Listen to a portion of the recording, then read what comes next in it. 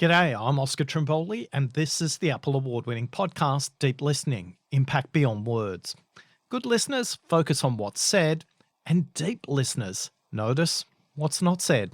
Each episode is designed to help you learn from hundreds of the world's most diverse workplace listening professionals, including anthropologists, air traffic controllers, acoustic engineers and actors, behavioural scientists and business executives, community organisers, conductors, deaf and blind leaders, foreign language interpreters, and body language experts, judges, journalists, market researchers, medical professionals, memory champions, military leaders, movie makers, and musicians.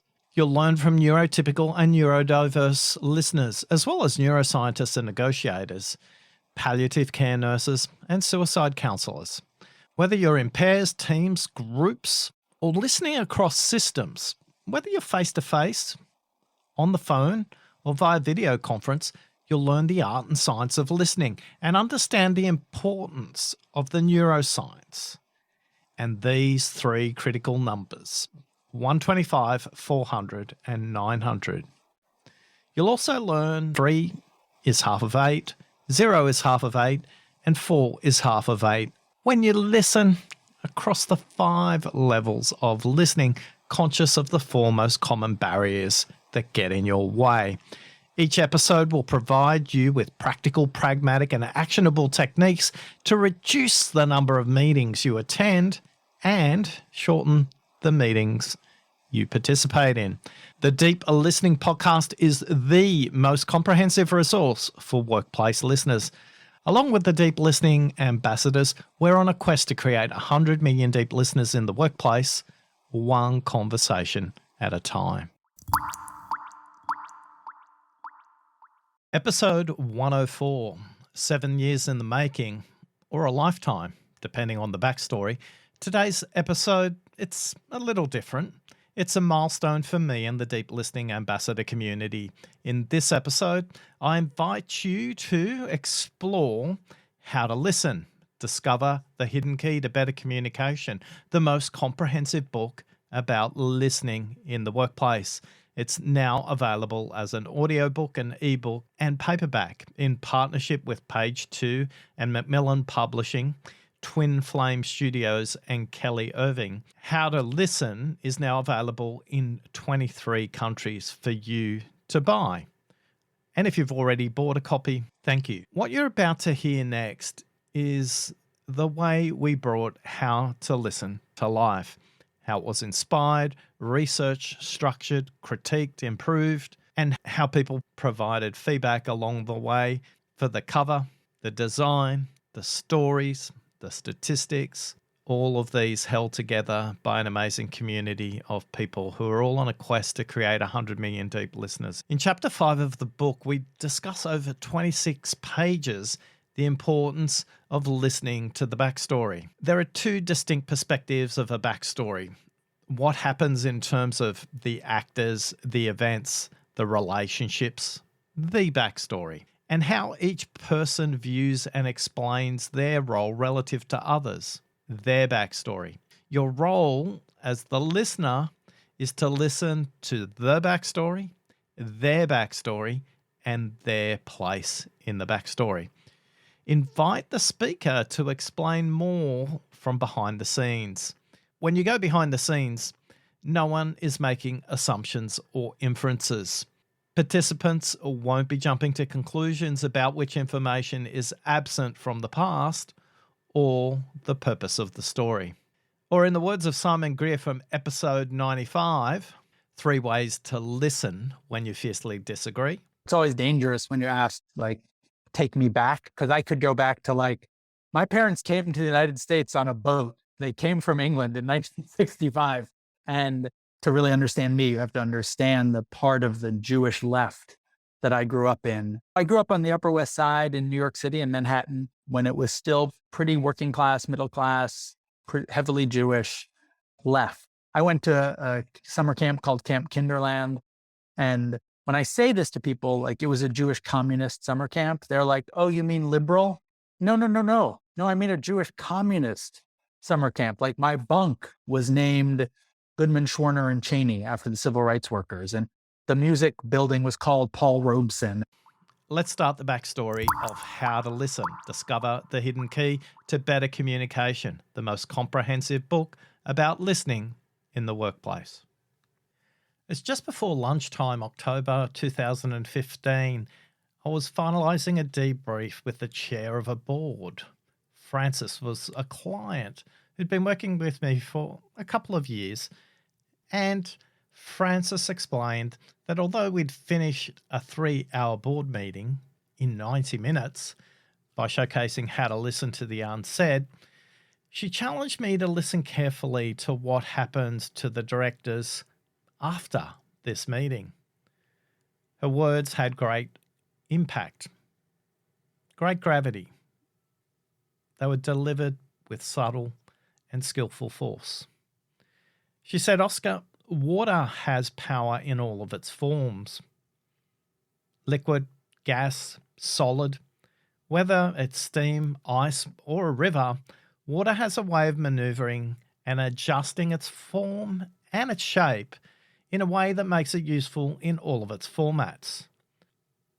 Francis continued, she said, "Oscar, you need to help these directors with more ways than just your presence in a workshop.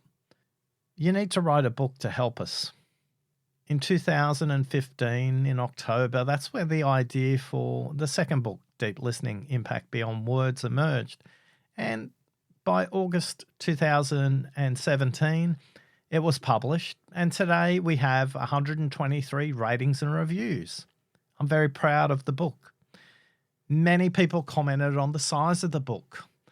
A pocket guide, easy to access, meant to be read, easy to locate, easy to find the tips and techniques you want to use in the moment. Yet, readers also provided me with additional feedback beyond the online reviews. They asked me to write a more thorough, more comprehensive, more complete book about listening in the workplace. One email changed my mind, though. The email arrived in my inbox in July 2020. The email said, "What you contribute to the world around listening is compelling. You owe it to us, the Deep Listening Ambassador community. You owe it to yourself to write a more substantial and thorough book about listening. The weight and importance of this concept needs to be available in the world beyond just your podcast and those lucky enough to work with you in corporate engagements." The Deep Listening Impact Beyond Word book was designed within an inch of its life. I made a choice about that design decision to make the book very small because I wanted a book that would be read, not a dust-collecting shelf trophy. The book, its size, and the playing cards, it appeals to a specific mindset. Yet, because of the publishing industry's traditions and over 150 years of book publishing, readers have been trained to think that books should be between 250 and 400 pages in a very specific format because that's the way the industry's worked. It made me reflect, why am I trying to swim against the tide? Why am I making it all about me and my design principles? Back to the email. The email continued, "If you truly believe in the power of listening, listen to me. Write a book worthy of the impact of the ideas." Another backstory for this book is from October 2021 and from my book's dedication, which says, "To my father, who lost the use of his tongue from his stroke and taught me how to listen without words." Understanding the backstory creates more meaning on the journey. And the difference between hearing and listening is action. And I decided to act on the email that was sent to me. It's now October 2022, and I'm delighted to be releasing the most comprehensive book about listening in the workplace. How to Listen, Discover the Hidden Key to Better Communication, in paperback, ebook, and audio formats. 259 pages or 7 hours and 26 minutes if you want to listen to the audiobook. The audiobook's a little longer. I'll explain more about that shortly. You can visit oscartrimboli.com/how to listen, and you can order the book from your favourite retailer. I'd like to introduce you to how to listen through three perspectives: the foundational research, the writing and the editing, and the release of the book. The foundational research, listening to the spoken and unspoken struggles of workplace listeners, exploring perspectives from people that I know, which was about 20% of the research group, and 80% of people that I didn't know and didn't know anything about deep listening. Next was the writing and the editing process. This spans everything from the title, the subtitle, the book cover, the design, the fonts, the structure, the chapters, the stories, the frameworks, and ultimately the sentences and words that make up the book. And then finally, the release of the book. This involves editing, refining, distilling, communicating in a productive way for the listeners, gathering feedback from peers, experts in listening from other parts of the world, and feedback from the advanced readers who got to read the complete manuscript before it was bound in a book. Let's start first by looking at the research. In August 2018, Nell Norman Knott introduced me to Audience Instinct, a market research company founded by Heidi Martin. And as a result, the journey of 2 years of research, testing, and validation commenced, with the foundational questions of the listening quiz emerging from these research groups. Phase 1 of the research was conducted, in Heidi's words, coded data set of 1,430 responses, including demographic, key insights, and recommendations around 3 very specific questions. Let's hear from Heidi and Nell as they explore the research from episode 55. A beautifully simple piece of research. We're looking to uncover what those barriers to listening were. 3 really simple, open-ended questions, which yielded very detailed and interesting results. What do you struggle with as a listener? What do you get frustrated with other people? And what would you like to improve in you? That was done across a representative sample across gender. It was representative across age group, which lets us slice the data by generation, and across location. A very robust sample. It sounds like there's always an aha moment in the research. What was the aha moment when you were looking through the data? The aha moment for me was, my goodness, the challenge starts much, much earlier. The challenge we need to solve is having people mentally available and with the intent to listen, because they're not. And until we resolve that, doesn't matter what you want to teach people when they're in that room. One of the better quotes, I can see it when they're not listening and they've drifted off. Like, it's physically obvious. Or when they're on their mobile phone. Flip it on the other side, 70% of people, when we say, what do you struggle with yourself? Attention, focus. We like this one. Letting my own thoughts get in the way and distract me. Being distracted with other work thoughts, quietening my own thoughts so I can retain what's said. One of the things we speculated in advance was, do men and women listen differently, and do the age groups listen differently? The most interesting thing to me was there aren't massive differences between any of these cuts. You think that there's some sort of sensational thing we can pull out of here between gender and generations. That fundamental piece is still there in terms of focus and attention. By October 2018, the sample size had been finalised and reduced to 1,410. These responses became the ingredients for the 4 villains of listening. Visit oscartrimboli.com/podcast/068 if you want to listen to the 1-hour episode where we deconstruct the 4 villains of listening. The listening quiz is now up to version 4. Over 21,000 people have now completed the assessment in 154 countries and territories. And although Heidi said, there isn't a material difference in gender composition of listening barriers. There is a noticeable skew in the listening quiz database regarding gender interest in the topic of listening. At 21,000 people completing the quiz, 63% of people in the database identify as female. That's a bit of a skew. Now, this data set may be skewed by the way I share the quiz around the English-speaking world. Maybe I speak to more females than males in the workplace situations I find myself in. And maybe true. I decided to test the hypothesis. I could test it against data, and I could ask the question, are females more interested in understanding their listening performance and improvements compared to other genders? Now, I'm not sure I have the complete answer, yet in Chapter 3 we explore some research by Jack Zenger and 4,306 participants. He found in his research females proved to be significantly better listeners and demonstrated a significantly stronger preference for listening than males. If you want to find out more, then check out Chapter 3 of the book. A quick thanks and shout out to Tracy Ezard and Dr. Emily Yorkston. They introduced me to Melissa Pritchard and Barry Gibson from Evaluation Solutions.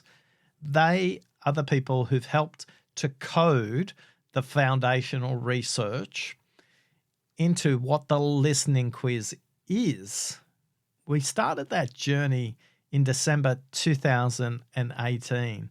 Now, remember, we launched the quiz in March 2020. We had a lot of work to do. Thanks to Barry and Melissa, who helped me throughout this process to make the model consistent, predictable, repeatable, valid.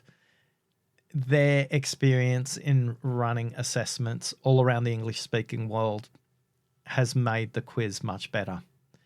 And I realize they've helped me to code how I listen. The journey of coding how to listen started with the software in the assessment and forms the backbone of the listening quiz. Listening happens before, during, and after a conversation, a team meeting, a workshop, an interview, or an event.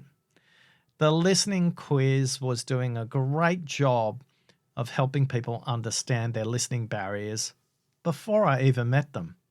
To help people like Francis out, how could this idea take many shapes and forms like water? As a result, the quiz created a fun, accessible language framework and archetypes for people to have fun and explore whether their listening barriers were about drama, interruption, being distracted, or being a problem solver. There was a missing piece. We covered off before and during the conversation. Many workshop participants asked me to integrate what they learned during workshops into their daily workplace conversations and meetings. They asked me to create a challenge, and this gave rise to the 90-day challenge, as well as the deep listening practice cards. The deep listening practice cards, 50 cards, organized into the 5 levels of listening to help you navigate your way with some simple concepts and questions. Rarely are they bigger than 8 words. The cards allowed people to practice alone, in pairs, in groups, in workshops, face-to-face, or via video conference. I'm pleased to say the cards have been used by school principals and prison guards and bank tellers and advertising agencies, accountants, actuaries, actors, ambulance officers, engineers and environmentalists, just to name a few.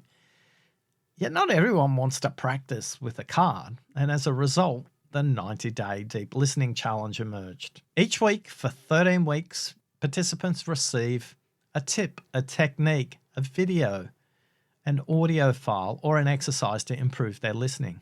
Over 3,000 people have completed the challenge end to end. And if you want to do that yourself, you can visit oscartrimboli.com/90 days. That's 90 days. oscartrimboli.com/90days. Whether it's in a workshop, whether it was the research, the 90-day challenge in the podcast series, we ask one question really consistently. And that question is, what do you struggle with when it comes to your listening? This has created thousands of replies, and they've all been captured, sorted, categorized, and it keeps us on track to make sure that the tools we create and the books we write answer these questions. Answer them in a practical, pragmatic, and professional way. It helps us to spot emerging trends. Like, we notice a lot of people are now complaining that connected watches are creating as many distractions as cell phones or mobile phones. Listening to this feedback led to the creation of this, the Deep Listening Podcast, when many email newsletter subscribers ask for another way, another form to consume the content in a more accessible way when they were driving, when they were exercising, when they were commuting, maybe even when they were flying. They wanted to listen rather than read. And as a result, in August 2017, this podcast was launched. And with over 100 of the world's most diverse listening professionals interviewed, it's created another way to stay in touch after the workshop. Undertaking these discussions has radically altered my perspective on listening. It's changed my mind about what poor listening is, what good listening is, what great listening is, what people say they struggle with, and what they really struggle with.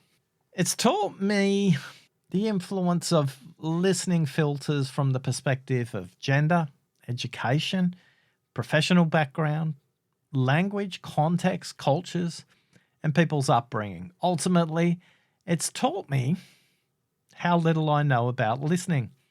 Thanks to everyone who's sent me a message or contacted me via podcast at oscartrimboli.com about suggestions for guests or topics, feedback about the length of the episode or the format of the episode, and a genuine commitment to communicating about how to make it better for next time. Looking back, we made significant adjustments over 5 years based on your feedback.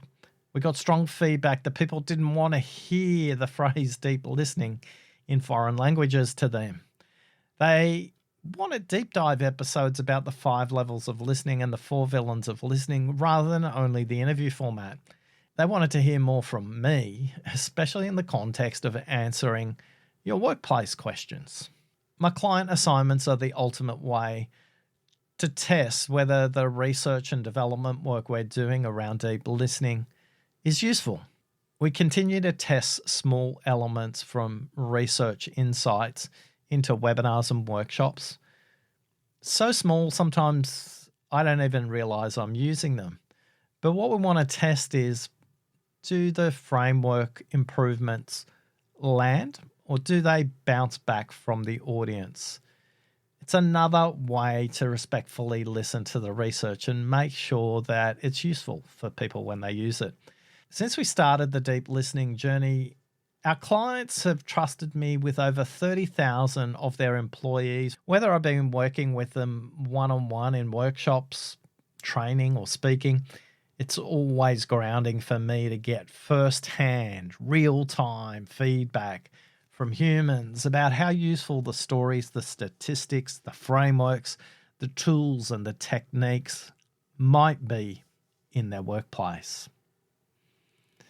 That's a very long way for me to say, starting first with the research is a combination of the work that I do every day, plus a dedicated depth to extracting the understanding from 21,000 workplace listeners. With this research in place and able to derive insights from it, let's move to part 2, the writing and editing. One of my favorite writing quotes is from Arthur Plotnick. Arthur says, "You write to communicate to the hearts and minds of others what's burning inside you, yet we edit to let the fire show through the smoke." Another way to say that is, write like an author and edit like a reader. I started this writing journey for the book with a very back to basics exercise. It was a week-long challenge set by Kelly Irving. Kelly asked, "Who are you actually writing for, Oscar? Listen deeply, build empathy, navigate a day in their life rather than yours. What car do they drive? What music do they listen to? What do they watch? Where does their workday start? And what happens before they get to work? And what happens when they get home from work? Do you understand your reader and your listener well enough to be able to say that?" In terms of what I want to get out of this, mate, I just want to talk you through where my thinking is going. I actually think we're almost going back in a circle, which is not unusual. I actually used it to write down exactly, you might not have seen it, but in the proposal, it's a bit messy. I wrote down your description, which I think is super, super useful because it was that thing that Amanda said, who is this? And what is their problem that we're trying to solve? I think that is what happens through and will probably still happen when we start writing. Inch by inch, I think we're getting close. And when I look back at what you said, where I started going with the title was, it's about solving issues. So she feels pressured that she's always having to solve problems for other people. All right, but bring it home. Okay, so I'm going to go away, digest this. I'm going to retweak some stuff on the proposal and jot a couple of thoughts down.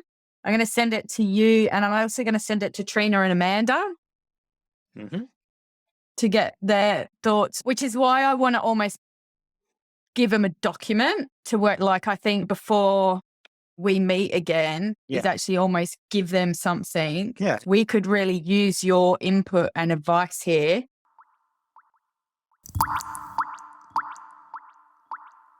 Yet the most powerful part of this exercise, paradoxically for me, was the question Kelly posed: who are you not writing for? And for me, the who am I not writing for was couples, parents, personal relationships. Yet this became ironic when I went to read an early reviewer piece of feedback, because they said something that surprised me. They said, "A book with a huge and also extremely necessary message nowadays." And on reflection, although it's focused on listening in the workplace, surely it suits every human relationship. Who is this book for is part of the invitation section at the beginning of the book. This book is for you, reader. Rather than reading what I wrote in the book for reader, I want to go behind the scenes.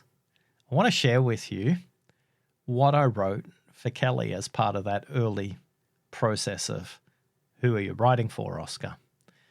This is what I wrote in collaboration with Rita. I realized I didn't know my reader well enough, so I went and spoke to Rita.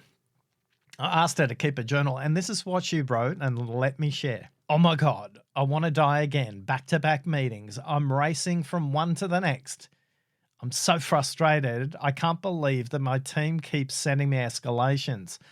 I'm out of freaking control. I'm so frustrated with the chair of the board. He came to me yesterday with a request. He could have solved it himself, and I had to tell him what to do. It's insane. Looking ahead in my calendar for today and tomorrow, there's no shortage of meetings all over again. When do I actually get time to get my job done? You know, the one I'm getting paid for? Instead, I feel like I'm cleaning up after my team. When do I get paid to think about something more than a day ahead? A day ahead? Ha ha ha ha. Maybe a meeting ahead. When do I get paid to actually do the things I'm paid to do, to lead, versus putting out fires every minute of the day? I can't wait to get home. I can't wait to jump in my car. I just want to chill out and listen to some tunes and unwind for the day. Honestly, Oscar, I feel like a rat on a wheel. There's got to be a different way. For bonus points, the chair came to me today and said, we have a notice from our industry regulator. And now I've got to clean up something I didn't even do. My predecessor created some random plan for our business. And guess what? It could be illegal. Wonderful, wonderful news. And I've got to clean it up. I've got to clean it up for someone who isn't even here, who won't be responsible for the consequences of their actions. Now I've got to spend time with lawyers, even though I'm a lawyer myself. I have to speak to our general counsel, and I have to go outside the organisation and find a competition regulator lawyer to help us out. Otherwise, we're going to face a huge fine. I'm getting in the lift now. There's no one left in the office. It's 13 minutes past 7 in the night. It's completely dark as I get to the car in the middle of winter, and I'm the last one to leave. It's so freaking frustrating, Oscar. I've been the last one to leave 3 days in a row. So as I'm in the lift going down to the car park, I've got a moment to check a couple of text messages and clean up my WhatsApp. While I'm in the lift, I realize I haven't even considered dinner. I haven't even called my husband all day. I'm going to go home and he's going to be completely at me because it's another day I'm late and I don't really want to mess this up with him as well. Time to play some chill music. Of course, I've got about a 15-minute ride home. And what I'm going to do is to try and decompress from today and hopefully set up for a better tomorrow. Tomorrow, Rita continues to write, we've got that meeting with one of our big buyers, one of the largest retailers, and I'm not ready for that. And I'm pretty sure my team isn't ready for that either. I feel like I'm still a rat on a wheel. And I'm frustrated because although it pays good money, I'm not loving it. If someone came along and offered me a smaller job with less money right now, I think I'd take it. This leadership stuff, it's not all it's cracked up to be. Home now, I'm going to make some dinner, enjoy it with my husband, and then we're going to go on a 5K run together. Clear my head. That's what we're going to do. Running always seems to make it better. Now the phone rings, and it's the chair. Yes, I'm sorting it out with the legal team. I'm sorting it out with our external counsel. Yes, you'll have a document tomorrow, 9 a.m. Yep. I realized that. I didn't create it, yet I've got to clean it up. Thanks. Wow. What I mean is, he was around when it happened. He approved it. Why can't he sort it out? Anyway, there's the phone again. Another one of my staff members is ringing up. Hi, Alice. Yes, it's been a tough day for all of us. Yes, the regulator notice is not a good thing. No, you don't have to worry about your job. You'll be fine. The responsible officer of the organisation will be the only one required to appear if there is a court case. It's okay. I'll need some documentation from you. So if you have a look through all your emails and think about any emails the regulator might want to see, or more importantly, the regulator's lawyers will want our lawyers to see as well. By the way, Alice, how are you sleeping at the moment? She says, not too well. I say, just relax. I've got your back. Let's chat in the morning.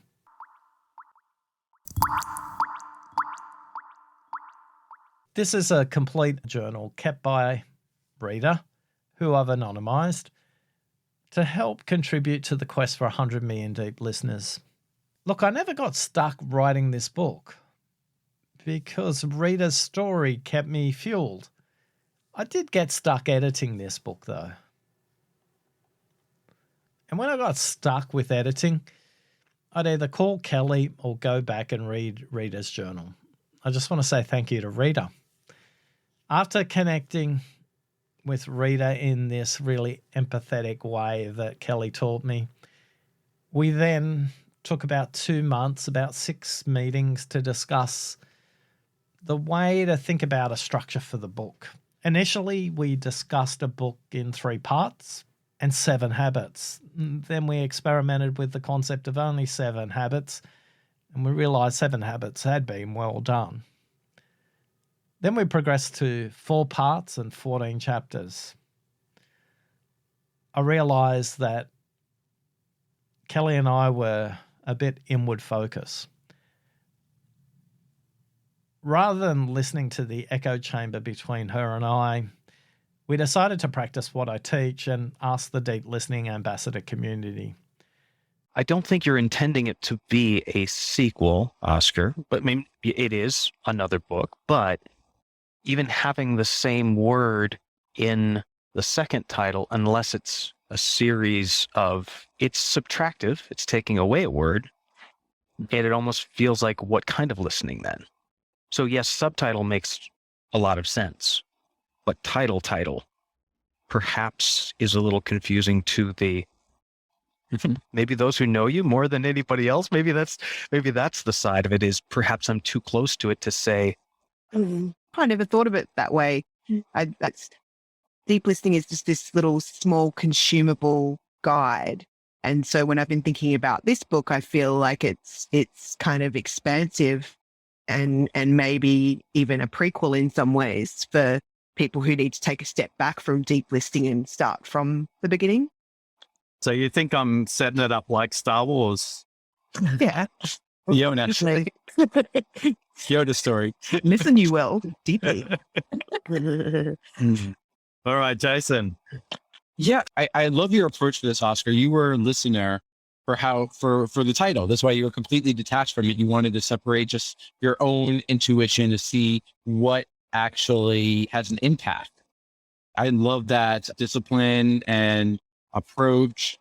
But with that, making sure we could take a step back from the algorithm and see that the algorithm says listening is the key word. Erin's got a very reflective look on her face. Because I'm trying to put myself in the perspective of someone who doesn't know you. And if I see that title, I'm like, it's clear.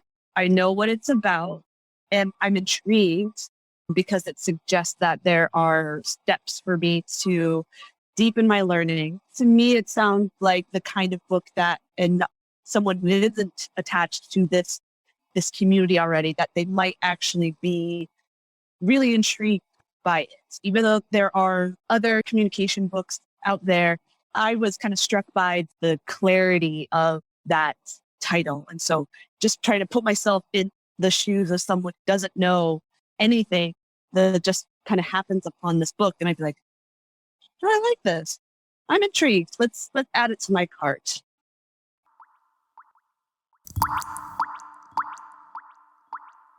Eventually, the book structure landed like this: an invitation with 8 chapters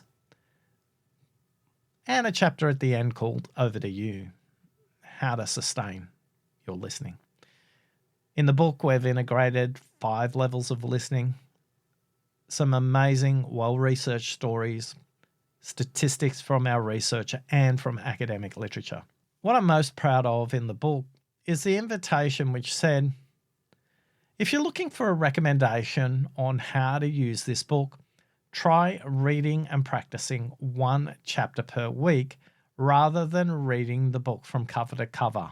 The power in this book is in practice and reflection. This book is designed to be read and to be practiced. Listening is a contact sport.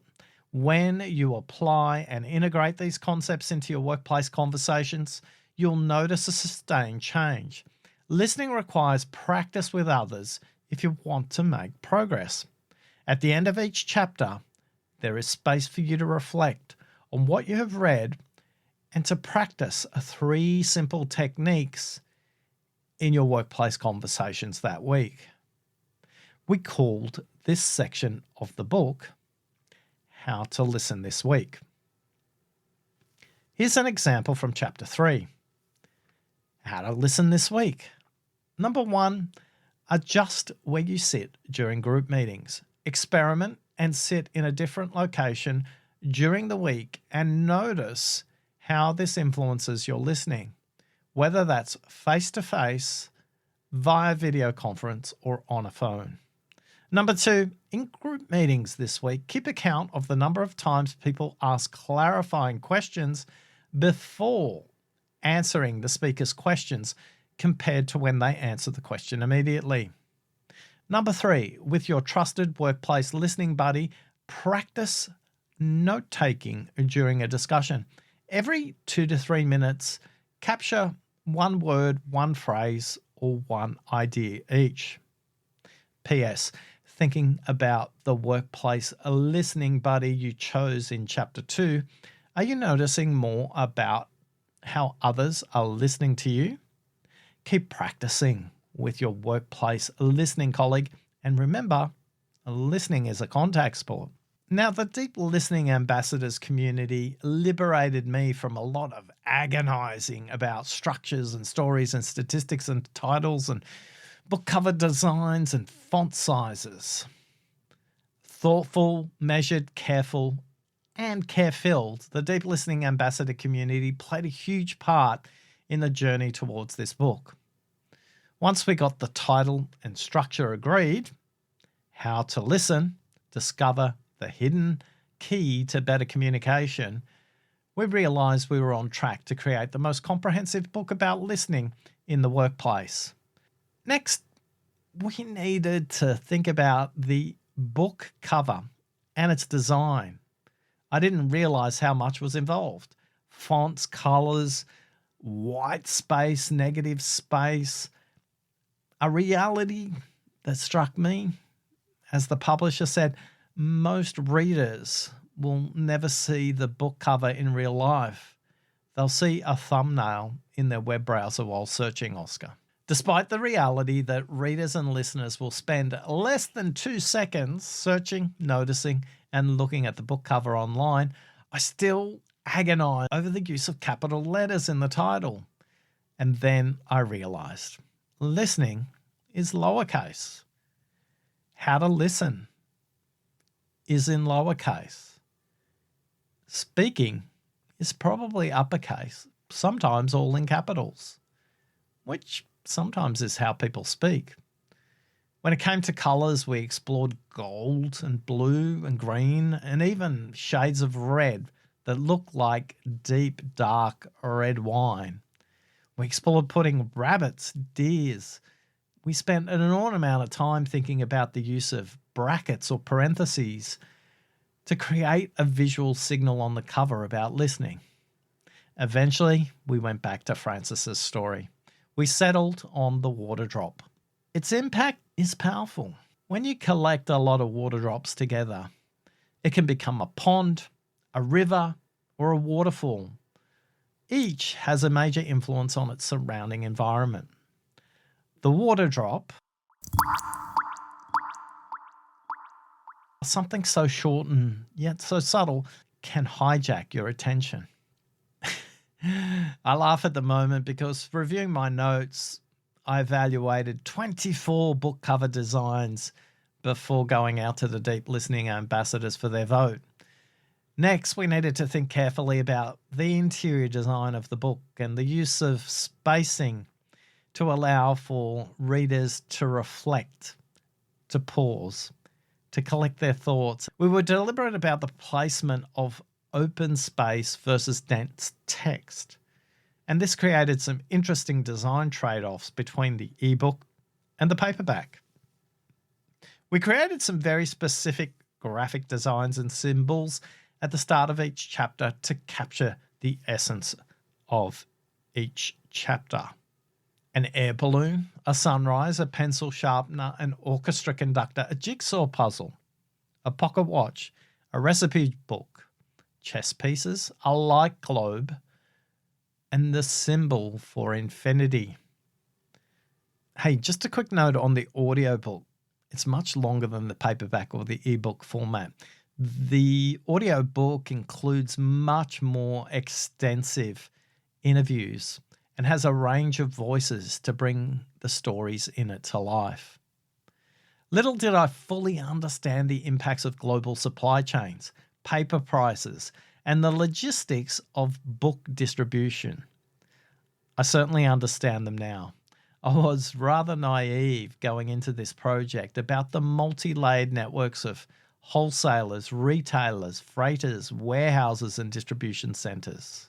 Just before my dad had a stroke, I signed the publishing contract, and within a week, the project was paused. My priorities had changed. My dad, as a result of his stroke, he couldn't walk, he couldn't talk, and he couldn't swallow. He'd lost the use of his tongue. Although it was very hard for my dad, it was a gift for me to be in his presence day after day for 8 weeks in hospitals where I learned to listen without words. My dad changed my perspective on listening to myself and listening to the others, the healthcare professionals in the middle of a COVID lockdown, as well as my dad. Look, 12 months later, my dad is back at home. He needs a little extra support and he's doing his best. Today, he's able to walk, talk, swallow. Now, he's not back to his pre-stroke life, but he is much better than he was 12 months ago. Thanks to everybody. My clients have been so supportive, my suppliers, all of you in the Deep Listening Ambassador community who had sent me messages of support and chocolate during that time too. And one lovely, thoughtful person had sent me a subscription for a month to cheese. I got a box of cheese every week and I just couldn't get through it all. Now, if I have to choose between cheese and chocolate, I'll always pick cheese. My wife was very happy with the chocolate. Thanks to everyone for their support during this difficult time for my dad. Now, late 2021 and early 2022 is summertime in Australia. And while everybody was on holiday or vacation, depending on which hemisphere you are in the world, I was glued to my chair and I was doing 3 things. I was writing, I was writing, and I was writing. I reconciled quickly the number of writing meetings I scheduled with myself during this period of time. 330 meetings, including meetings with my editor and the publishers. Spotify became my friend, and specifically Marconi Union and its 8-minute instrumental song called Weightless. It was played on repeat. This was done in bursts of 24 minutes, would earn me the opportunity either to get out of my chair and make a cup of tea or take our dog Kilimanjaro, or Killy for short, for a walk around. More often than not, I had the opposite of writer's block because between research data, stories, statistics, interviews, deep listening ambassador insights, academic papers, I had too much information. In fact, Kelly told me, Oscar, you've got enough information for 3 more books. Shaping it into something worth reading and listening to, that became my focus. Kelly was more direct and brutal than I was. She was very specific about what to cut out and how to distill the essence of how to listen. In January 2022, it was already time to share the manuscript with peer reviewers. Peer reviewers are people who understand what you're writing about to check, to make sure that you haven't missed any significant parts of the literature, to ensure that you're creating a great experience. Thanks to Professor Avi Kluger from the Organizational Behavior Division of the School of Business at Hebrew University in Israel. Thank you to Jane Adshead Grant from England, the author of 3 books on the topic of workplace listening. Thank you to Catherine Tulpa, the long-term leader of the European Association of Coaching. And finally, thank you to Dr. Paul Lawrence, lecturer across Europe, the United Kingdom, and Australia, with dozens of scholarly articles and books on the topic of listening and systemic change. Each, in their own way, was specific, direct, empathetic, sometimes brutal with their feedback.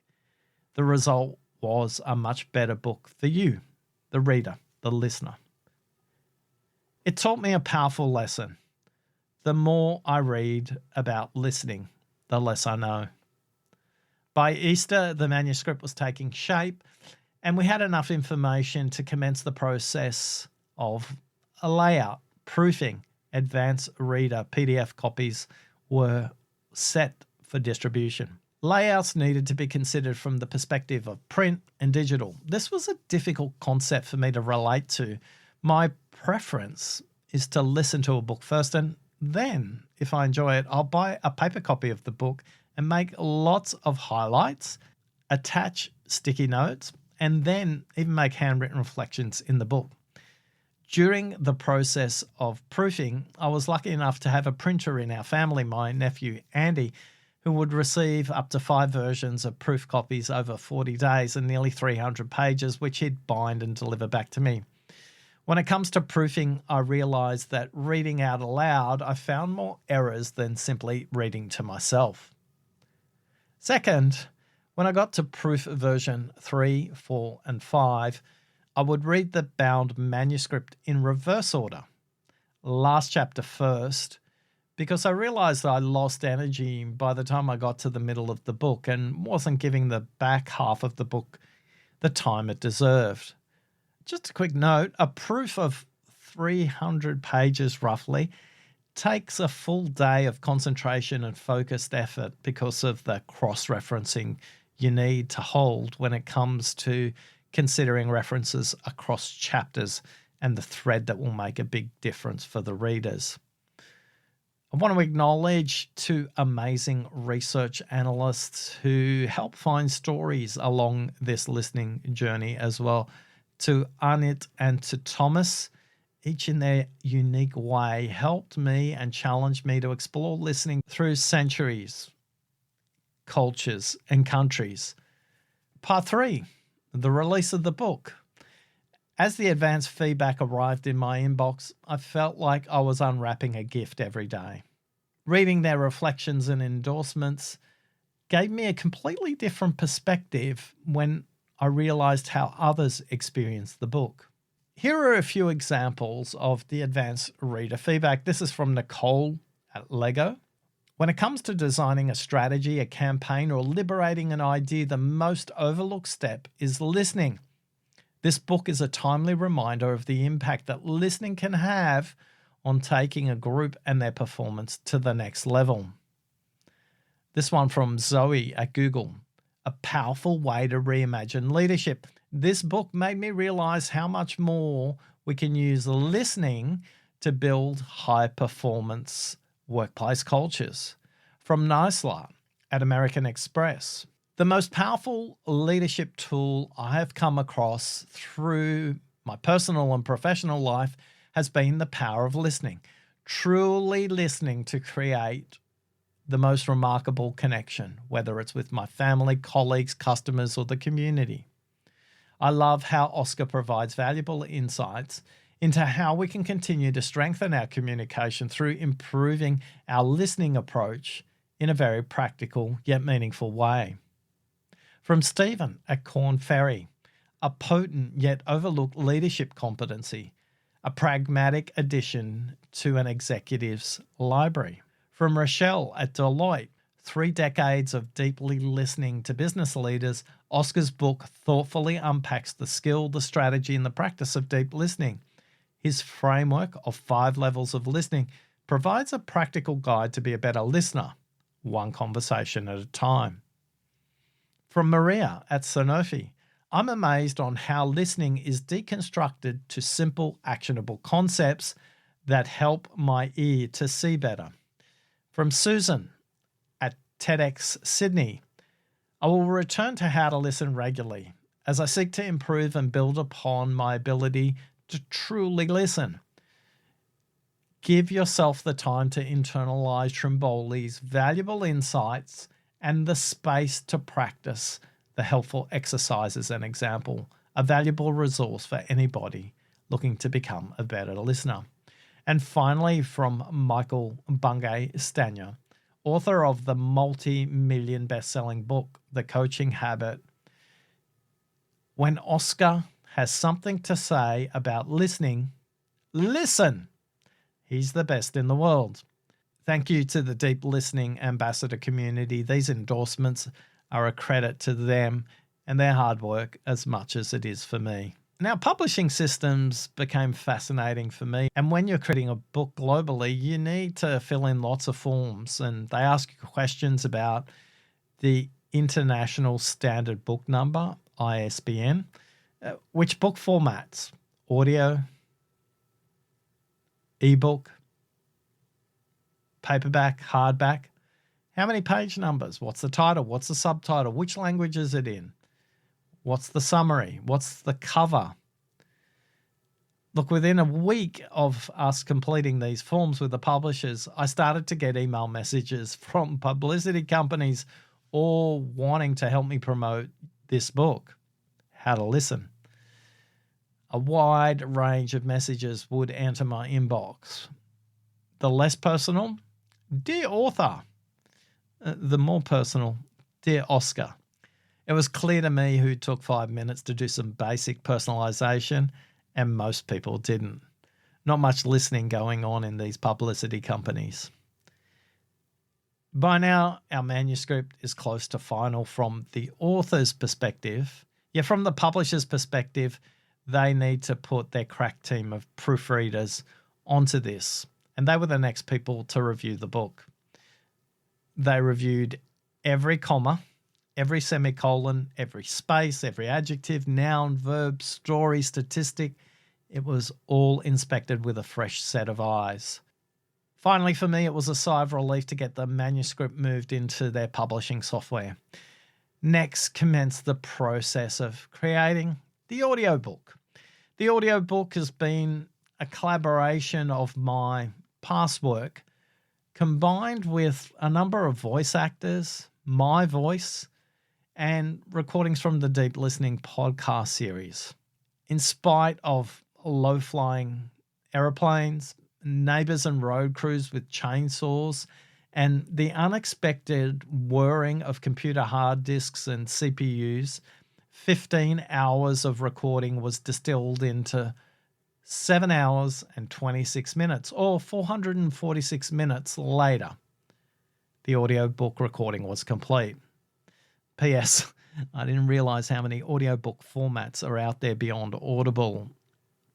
There's Google, and there's Apple, and there's Spotify, and there's Libro, and there's Scribd. There are so many out there. How to Listen, Discover the Hidden Key to Better Communication is the most comprehensive book about listening in the workplace, and it's now available. What can you expect inside? You can expect stories, research, insights, practical ways to practice and improve listening each week. Stories from the Amazon, stories from Austria and Australia and China and New York, from doctors, from Japanese patients, from orchestras and Swedish snipers, and the essence of listening, these crucial 3 numbers, 125, 400, and 900, along with the 5 levels of listening and the 4 villains. You'll discover what you can learn from the deaf and deaf interpreters, what they can teach us about listening. Ultimately, do you listen for similarities or differences? Finally, you'll understand how to listen with an orientation that it's okay to realize that 4 is half of 8, yet comfortable with 3 being half of 8 and 0 being half of 8 as well. When you move from hearing what's said to listening to what's not said, and ultimately helping you to listen to what is meant. How to Listen, Discover the Hidden Key to Better Communication, the most comprehensive book in the workplace, is now available. I invite you to buy it now. If you've bought it already, thank you. I'm really grateful. I'm curious if you've been following the guidance at the end of every chapter to make sure you practice that chapter every week. If you have read the book, please leave an honest review. I'm curious what you'll take away from the book. Please send me an email and let me know. podcast@oscartrimboli.com. That's podcast@oscartrimboli.com. I'm Oscar Trimboli, and along with the Deep Listening Ambassador community, we're on a quest to create 100 million deep listeners in the world, and you have given us the greatest gift of all. You've listened to us. Thanks for listening.